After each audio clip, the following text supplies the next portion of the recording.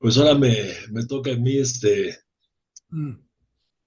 intentar darles una palabra de parte del Señor y lo que Dios pone en mi corazón hablarles es algo acerca de un tema que me ha estado inquietando mucho en los últimos meses, diría yo, y es acerca y lo comentaba el día de ayer, acerca de la iglesia de Jesucristo. Quisiera yo que me acompañaran para leer primero un texto y tratar de partir de ahí. Que me acompañaran al Evangelio según San Juan, en el capítulo 14. Juan 14, vamos a leer del versículo 1 al 3.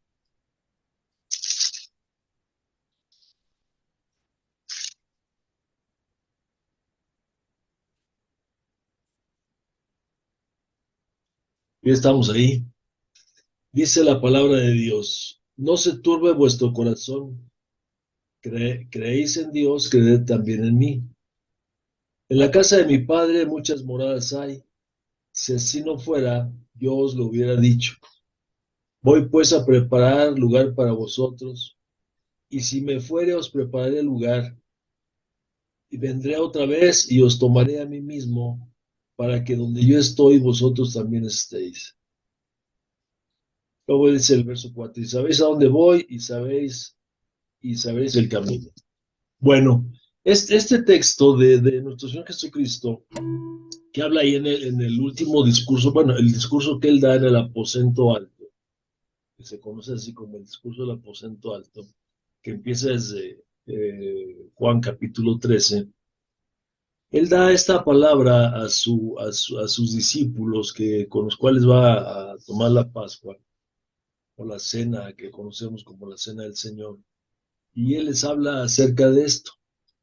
A mí me gusta mucho este pasaje porque veo ahí en él acerca de las bodas de los judíos, el compromiso de las bodas judías, que era un compromiso que se hacía, pues no como aquí nosotros, ¿verdad? Que nos gusta la muchacha y le hablamos al oído bonito y le hacemos nuestra novia y pasamos a la usanza del mundo, ¿verdad?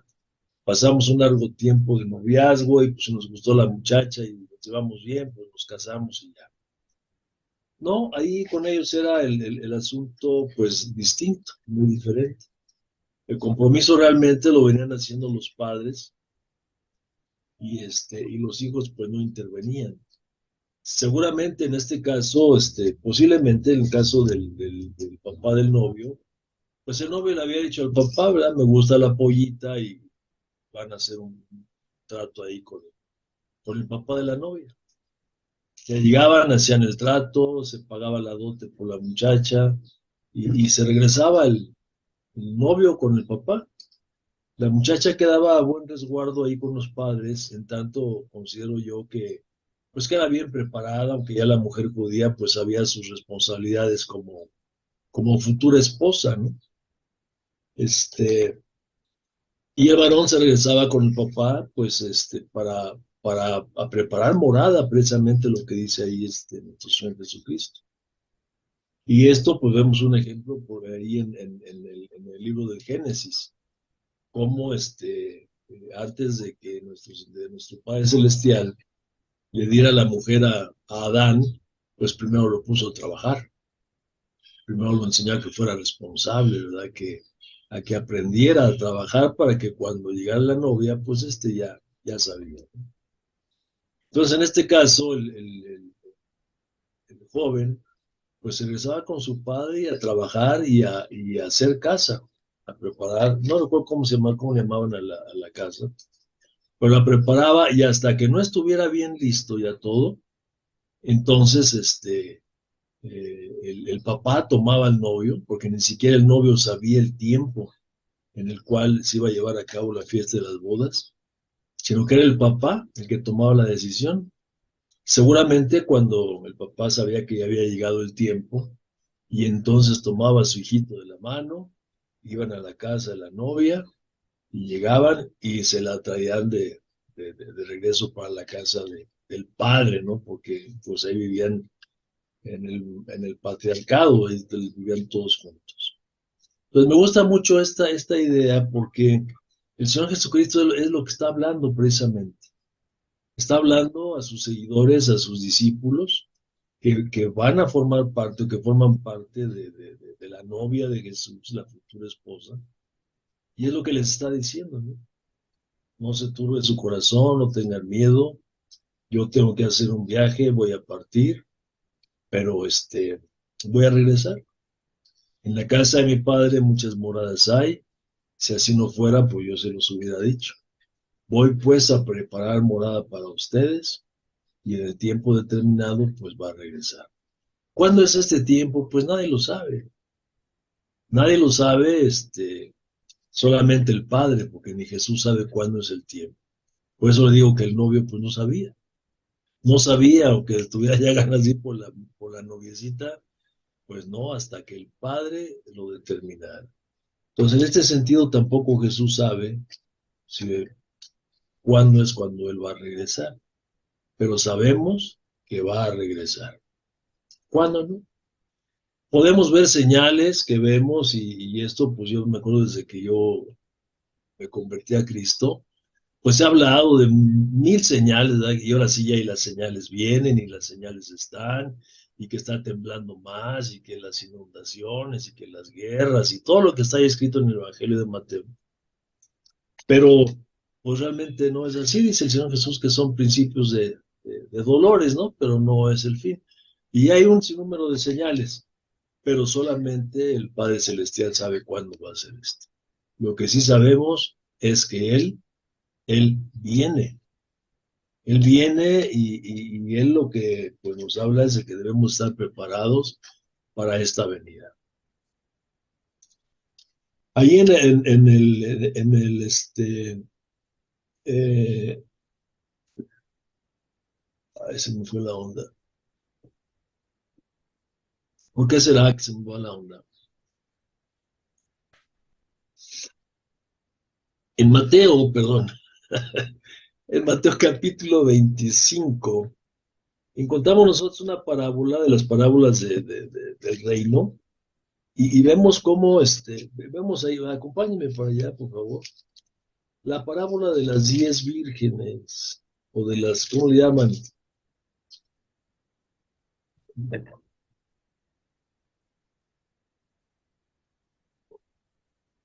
Mateo 25 dice, entonces el reino de los cielos será semejante a 10 vírgenes que tomando sus lámparas salieron a recibir al esposo. 5 de ellas eran prudentes y 5 insensatas. Las insensatas, tomando sus lámparas, no tomaron consigo aceite, mas las prudentes tomaron aceite y sus vasijas juntamente con sus lámparas. Y tardándose el esposo, cabecearon todas y se durmieron. Y a la medianoche se oyó un clamor.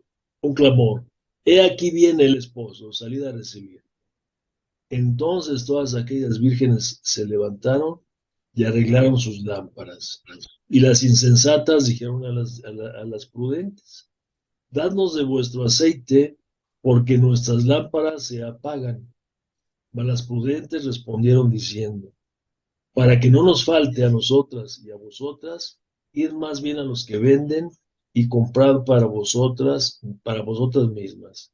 Pero mientras ellas iban a comprar, vino el esposo y las que estaban preparadas entraron con él a las bodas y se cerró la puerta.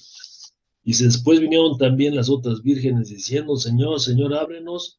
Mas él respondiendo dijo, de cierto os digo, no os conozco. Qué tremendo está esa situación. Y es aquí llego en este momento, a este punto, que es donde les digo que me está inquietando esta situación.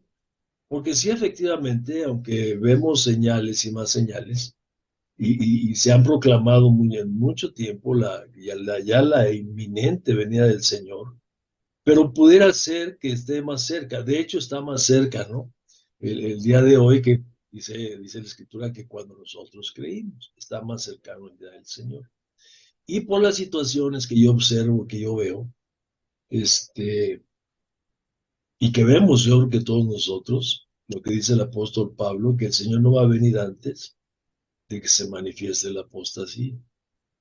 Y son tiempos, de acuerdo a lo que yo puedo observar en términos generales, hay una gran, gran apostasía en la iglesia de Jesucristo.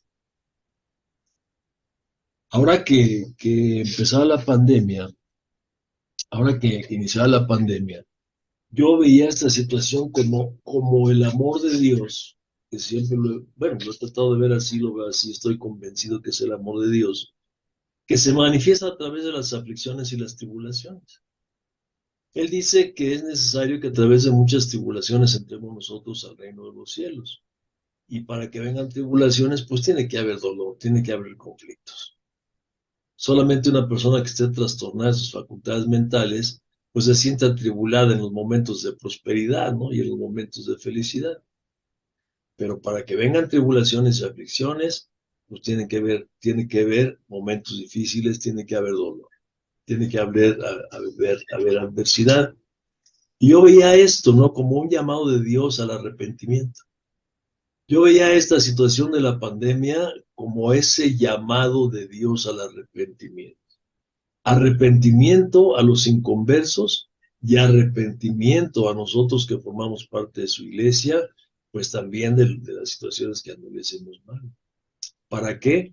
Para entrar, ¿no? Como una fuerte sacudida a la iglesia de Jesucristo, pues para reflexionar, para despertar, porque pues como estas 10 vírgenes, ¿verdad? Dice que todas se durmieron. No dice que las imprudentes se durmieron, dice que todas se durmieron. Y en este sentido, toda la iglesia durmiendo, toda la iglesia cansada, fastidiada tal vez de las promesas que el Señor viene, y el Señor viene, y el Señor viene, y el Señor viene, y el Señor no llega. Y el Señor no ha llegado. Una iglesia cansada de estar escuchando tantas promesas, algunas verdaderas y otras falsas, y no llega el cumplimiento de las promesas. ¿Por qué no llegan las promesas verdaderas? ¿Qué no son verdaderas? Sí, el asunto es que la promesa no llega porque no cumplimos el requisito para que la promesa llegue. Hay algunas promesas que pues vienen limpias, ¿no? Pero la mayoría de las promesas que el Señor nos hace, hay un requisito que hay algo que nosotros tenemos que hacer para que esta promesa se cumpla. Por ejemplo, dice el Señor Jesucristo, y todo lo que pidieres en oración creyendo, lo recibirás. Pero si no creo, no recibo. Entonces, la promesa es verdadera, pero si no cumple el requisito, no llega. Y si no me enseñan, pues obviamente que no va a llegar. La promesa a la otra, pues ni hablamos, ¿verdad? Simplemente nunca va a llegar porque no es una promesa que viene de parte de Dios. Entonces, todas estas cosas que se van entretejiendo en la iglesia, que llevan a que haya una, no sé cómo mencionarle, pues simplemente una ausencia de fe, porque no puede haber una fe, aunque en el Evangelio del Señor Jesucristo lo habla de poca fe, de grande fe y falta de fe, pues simplemente es una falta de fe, ¿no? No puede haber fe a medias o media fe.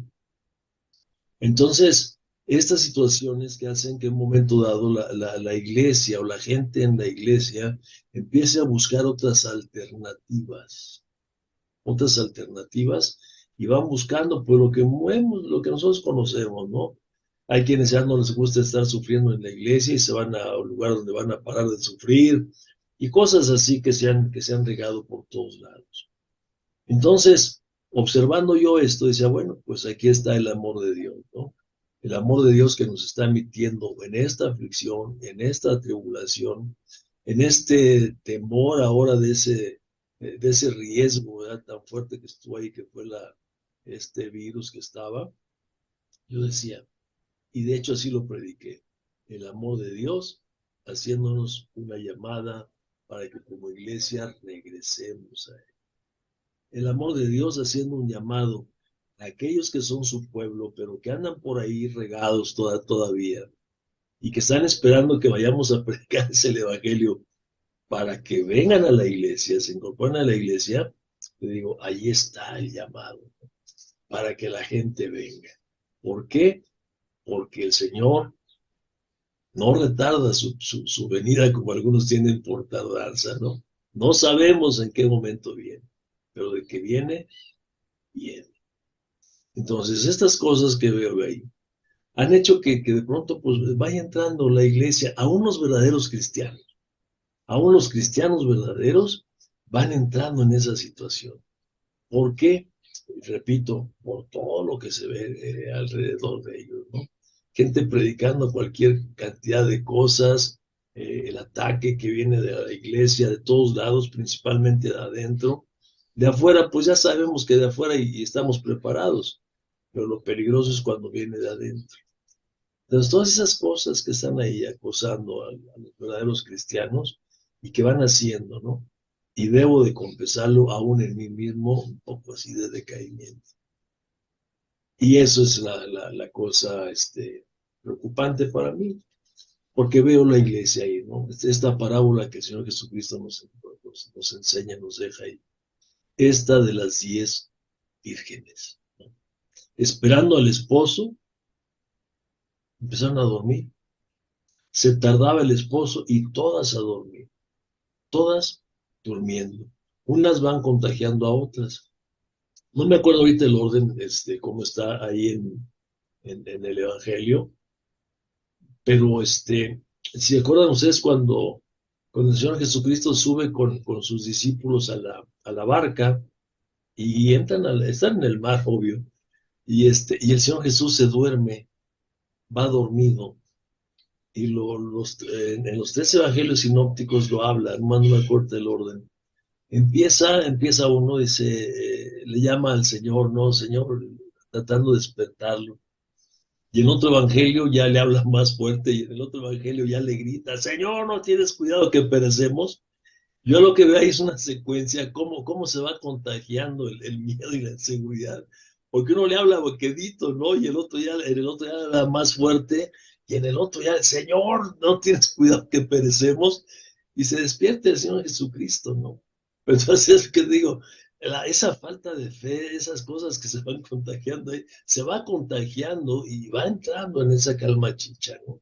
En ese sentido, yo no sé si las primeras vírgenes, alguna de las vírgenes insensatas, empezó a cabecear y contagió a la otra, y la otra contagió a la otra, y así hasta que todas se contagiaron y todas se quedaron dormidas.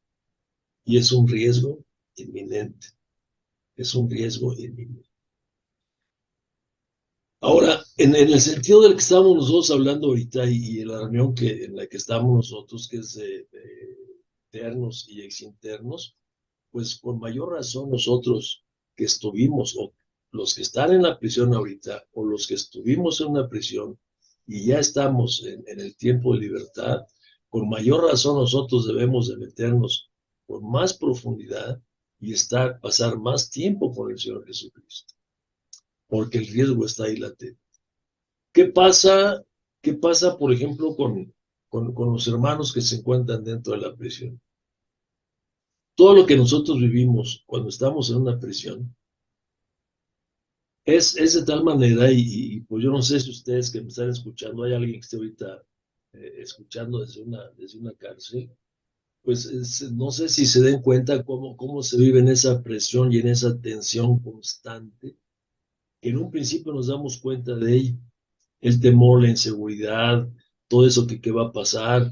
Llega un momento en que sin darnos cuenta, o sea, ya no nos percibimos de eso, pero está una situación latente, constante ahí. Estamos en estado de alerta y eso va menguando las facultades físicas, mentales y sobre todo las de tipo espiritual. Que lo único que de repente nos lleva y nos da ese gozo y esa paz es el tiempo de las reuniones que tenemos en la iglesia de Jesucristo. Yo me acuerdo de esta situación, por eso te la platico, que vivía yo esas tensiones y lo único que lograba darme la paz y el gozo, yo podía regresar a mi celda y bien fortalecido. Era el tiempo que pasaba yo en la reunión, en la congregación. No que aquí en mi celda no leyera y no orara, sí, sí, sí, definitivamente sí. Pero el pasar ese tiempo con los hermanos juntos, qué tiempo tan agradable. El poder platicar, dialogar, estar ahí con mis hermanos, qué hermosura era todo aquello. Entonces, se me olvidaba, automáticamente en esos momentos yo salía de la prisión. No había problemas para mí en esos momentos, ¿no? Eso era en el tiempo de adentro. Estás esperando todo el tiempo tu salida, no se habla de otra cosa más que está en espera de que haya cambios de leyes, total, un sinnúmero de circunstancias que se pasa adentro. ¿Cuál es una de las preocupaciones más fuertes que tiene un interno? Si se ha convertido a Cristo, tal vez la preocupación número uno es la familia, la seguridad emocional, pero una de las más fuertes es la seguridad económica, la seguridad material. Es una de las principales preocupaciones que se tiene. Y como adentro, en la prisión, pues muchas veces no hay manera de solventar esos gastos. De hecho, no lo hay. Generalmente se espera que la familia le traiga de afuera hacia adentro, ¿no?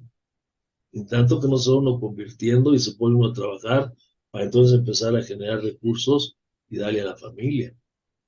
Pero aún así, los recursos no son de tal manera suficientes como para suplir las necesidades. Entonces, ahí hay una preocupación o una ocupación. Hay algo latente, constante que está ahí. Y si no nos involucramos con el Señor Jesucristo, no lo vamos a poder superar. Yo me acuerdo una ocasión estaba pues con un problema muy apremiante, estaba yo en mi suite presidencial, y estaba yo con un broncón encima, yo tenía una broncota y tenía pues gastos que mandar hacia afuera y no había, y yo tenía días orando y clamando al Señor. Y me acuerdo que ya era noche, estaba yo ya en mi celda, todavía no cerraban. Y estaba yo ahí clamando a Dios y clamando, ¿y qué voy a hacer, Señor? ¿Y qué voy a hacer? Y de esas ocasiones, pues que Dios me lleva, ¿no? Que Dios nos lleva a abrir la Biblia, y cuando abro yo la Biblia, me encuentro con el libro de los Salmos. Y exactamente lo abro yo en el Salmo 37, 25, que dice la palabra de Dios: joven fui y he envejecido, y no he visto justo desamparado ni su descendencia que mendigue pan. Y como nunca he sido así de una mente así que se me graben rápido las cosas, me acuerdo que fui rápido ahí, con uno de mis compañeros, y cogí un pedazo de madera. Le digo, ¿me regalas este? Sí, cómo no. Y tenía ahí su pirograbador. Y ahí le dibujé rápido, escribí las letras, todas chuecas, ahí las escribí. Y luego el pirograbador lo grabé. Joven fui y envejecido, y no he visto justo desamparado ni su descendencia que me pide. Y ahí lo enmarqué y ahí lo colgué.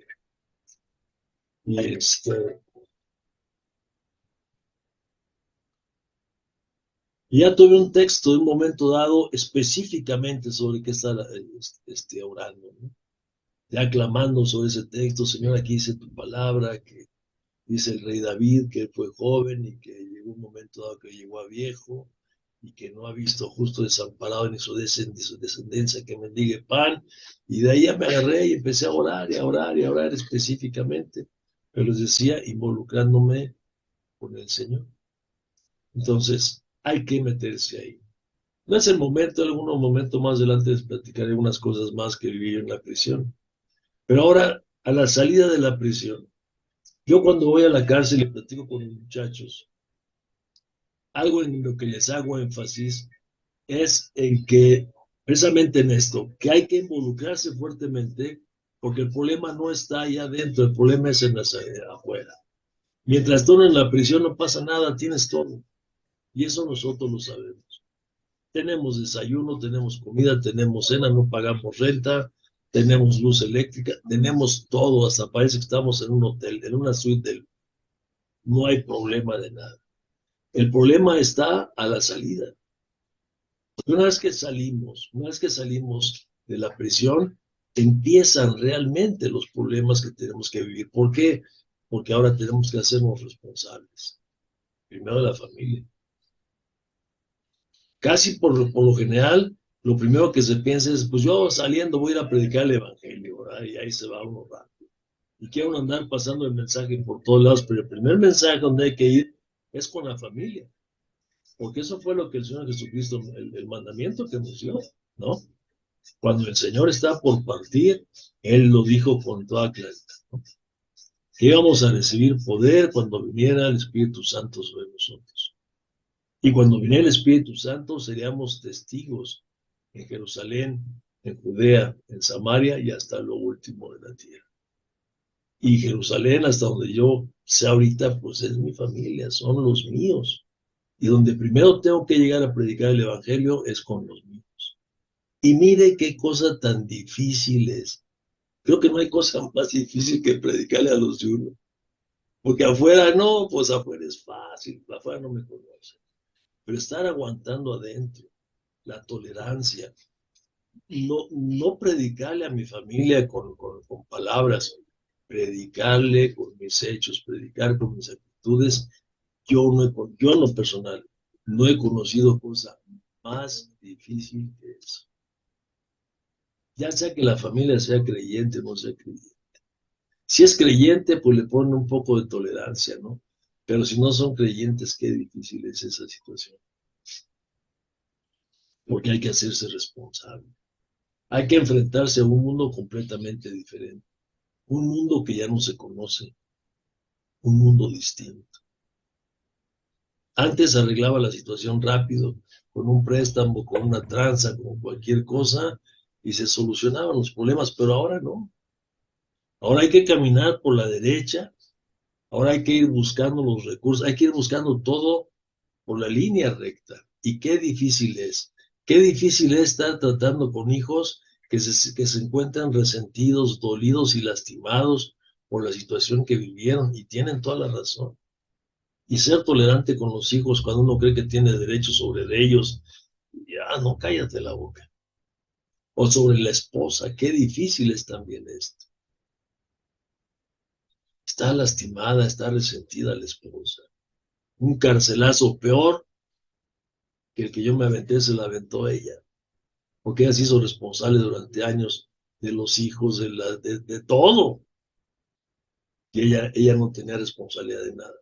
Entonces, todas esas cosas, qué difícil es, mis hermanos. Y si no estamos bien agarrados del Señor, pues por eso hay tantas reincidencias, por eso hay tantas caídas, tantas llamadas de que mira, vente por acá, y se te hace fácil y ahí va uno. Entonces, son riesgos muy fuertes. Y tú que estás afuera, acabas de salir o que ya tienes tiempo, pues sabes de qué estamos platicando, mi hermano. Entonces, todas estas cosas que nos hacen en un momento dado dudar, vacilar. Yo les comentaba el otro día a mis hermanos en otra reunión, cómo después de años, y ahí te la paso, cómo después de años de estar sirviendo en la iglesia, bueno, en el ministerio, de no faltar a mis reuniones en la iglesia. No iba mucho, nada más iba a 3 reuniones. Iba los días miércoles que había reunión, iba los días sábados por la mañana a mi reunión de varones, iba los días domingos a mi reunión. Ah, mi curso de matrimonio. Y estar sirviendo. Servíamos en ese entonces, íbamos al reclusorio sur, íbamos al oriente, íbamos a la penitenciaria de Santa Marta, y ocasionalmente yo llegaba a ir al reclusorio norte, ocasionalmente. Y metidos, déjeme decirle que metido yo ahí. Mas, sin embargo, en una situación apremiante, yo estoy a punto de ir para atrás. Estoy a punto de tener una recaída, de volver atrás a lo que, no a lo que yo hacía anteriormente, porque yo no llegué por un delito así muy violento ni nada. pero sí regresé a buscar a ese mundo para hacer dinero fácil, porque ya no soportaba yo la situación. Gracias a Dios que Él vino en mi auxilio y me rescató, pero esa situación la tengo bien presente en mi vida. Por eso les digo, cuando voy a visitar a mis hermanos al Cerezo, aquí en Long Beach se llaman cerezos, no reclusorios. Voy, y eso es, siempre estoy haciendo énfasis con eso. Mi hermano, y échele ganas, y mi hermano, y échele ganas, y analice bien, y piense, y por qué llegó, y vea a su esposa cómo está, y sus hijos, y duro, y a meterse con el Señor, porque la salida es difícil. Y muchos están para atrás. Entonces, vuelvo a mi punto al que estaba. Y situaciones en la iglesia. Esas situaciones que nos hacen dudar y de pronto fallarle al Señor. Y tenemos que permanecer metidos en la iglesia con Jesús, con Jesús, con Jesús, con Jesús, con Jesús. Una y otra vez con Jesús. Porque no hay de otra, mis hermanos. Si no permanecemos de esta manera, fácilmente nos podemos deslizar. Dice el autor de los Hebreos, ¿no? Dice que nosotros debemos ser más diligentes. Déjenme leerle porque se me olvida. Hebreos capítulo 2.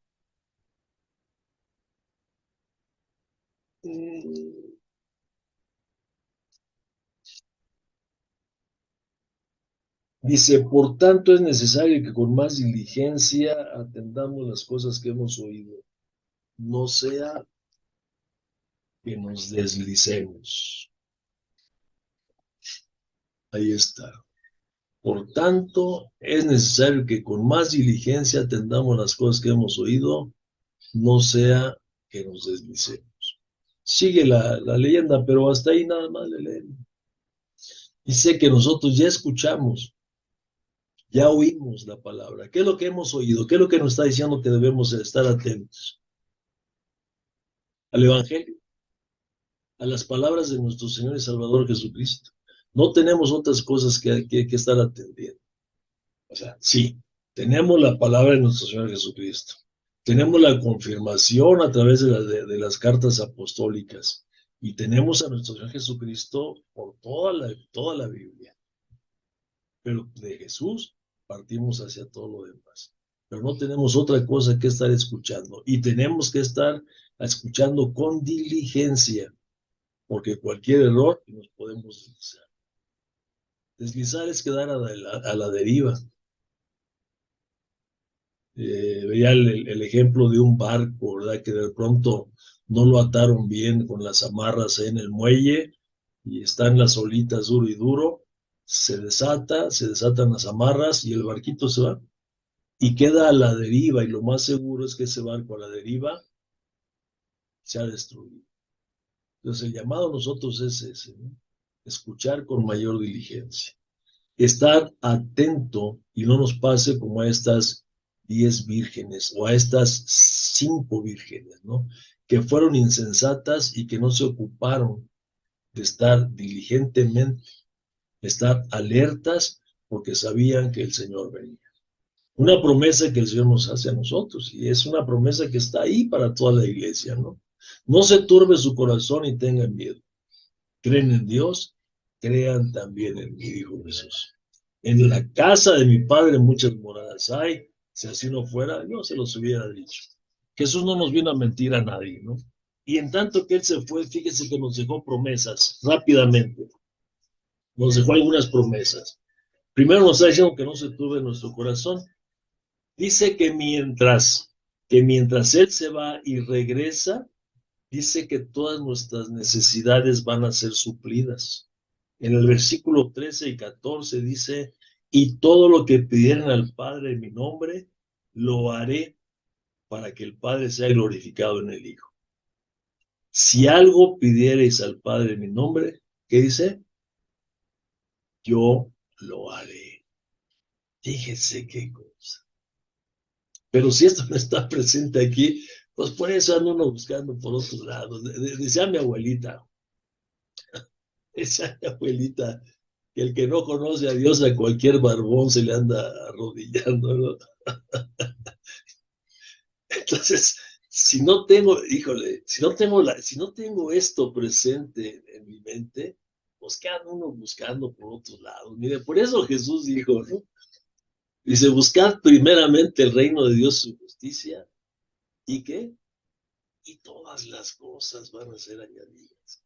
Qué promesa de bendición más grande, ¿no? Busca el reino de Dios y su justicia y todas las cosas van a ser añadidas. Todas estas cosas van a ser añadidas. ¿Cuáles? Las que quieran. Porque la promesa es todas las cosas, todas tus necesidades van a ser suplidas. Problemas familiares, ¿dónde? Con el Señor. Problemas con los hijos, ¿dónde? Con el Señor. Económicos, con el Señor. Materiales, con el Señor. Y aún el problema mayor que puede tener uno, que es uno mismo, ¿con quién? Con el Señor. Todas las cosas. Dice en el 15:7, si permaneciereis en mí y mis palabras permanecieran en vosotros, ¿qué dice? Pedid todo lo que queréis y os será hecho.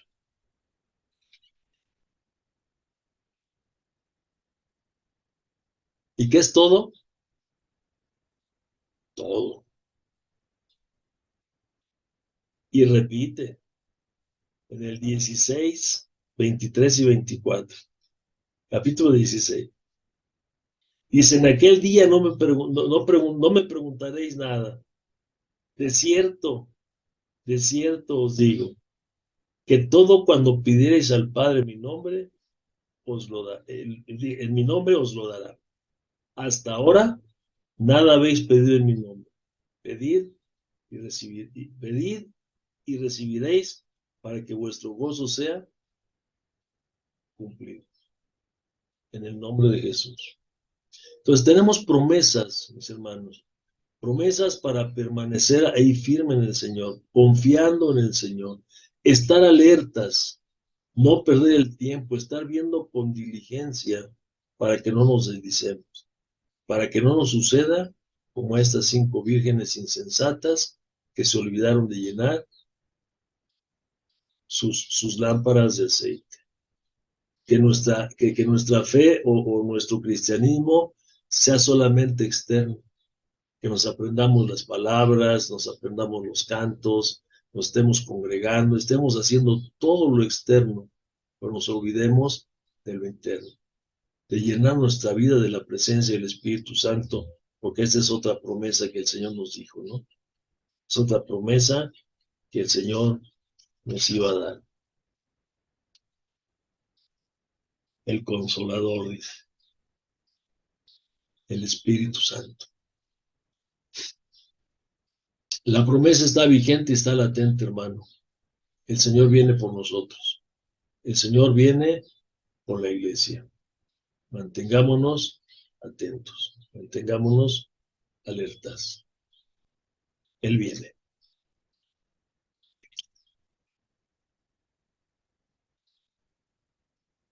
Amén.